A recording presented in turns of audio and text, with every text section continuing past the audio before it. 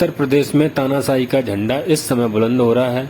योगी आदित्यनाथ उपचुनाव हो, कुंभ हो या कोई और चीज हो, उसमें पूरी तरीके से तानाशाही करते हैं।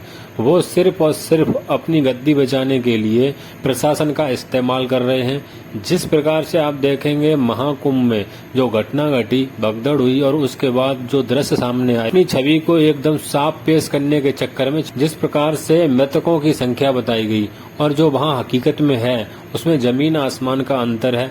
दूसरी तरफ अगर आप देखेंगे वहाँ जो लोग हैं वो दर बदर भटक रहे हैं।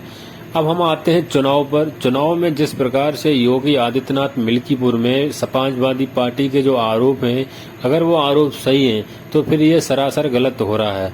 योगी आदित्यनाथ जिस प्रकार से मिल्कीपुर में प्रशासन का इस्तेमाल कर रहे हैं, बीएलओ बताया जा रहा है। अखिलेश यादव ने आरोप लगाया है कि विधायकों के रिश्तेदार जो बीएलओ हैं या मंत्री के जो बीएलओ हैं, मंत्री के अधिकारी हैं, उनको लाया जा रहा है, वहां पर पोस्टिंग दी गई है और फिर वो अपने हिसाब से चुनाव को मैनेज कर रहे हैं।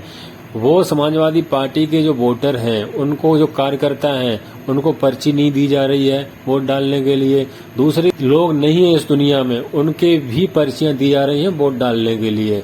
इस प्रकार की समाजवादी पार्टी बीजेपी पर आरोप लगा रही है। वास्तव में अगर आप देखेंगे जो पिछले 9 सीटों पर उपचुनाव हुए हैं या उससे भी पहले हुए हैं, उसमें जिस प्रकार से योगी आदित्यनाथ ने चुनाव को मैनेज किया है, पुलिस बल लगा करके, अधिकारियों को लगा करके, वो कहीं जग जाहिर हो चुका है, वो कहीं छुपा नहीं है।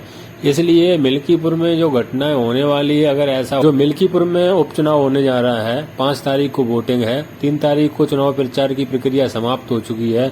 अगर वहां पर ऐसी घटनाएं सामने आ रही हैं अभी से, तो जब 5 तारीख को वोटिंग होगी तो वहां से भयानक तस्वीर सामने आ सकती है। चुनाव को पूरी तरीके से मैनेज किया जा रहा है। वहां बीजेपी हर हाल में चुनाव जीतना चाहती है। योगी आदित्यनाथ ने बताते हैं अधिकारियों से ये कह दिया है कि इस चुनाव को आपको बीजेपी को जिताना ही जिताना है, चाहे कुछ भी हो जाए, किसी भी हालत में हो जाए। जो उनकी नाक कटी थी लोकसभा चुनाव, अब वो बदला किस प्रकार से लिया जाएगा अधिकारियों के द्वारा। जनता वहां इनके खिलाफ है, जनता इन्हें वोट नहीं करेगी। अब जो अभी ऊपर से कुंभ का ये दुर्घटना हो गई, इसमें जो इनका चरित्र सामने आ गया, अब ये केवल और केवल अधिकारियों को धमका करके, मैनेज करके उस हिसाब से चुनाव जीतना चाहते हैं।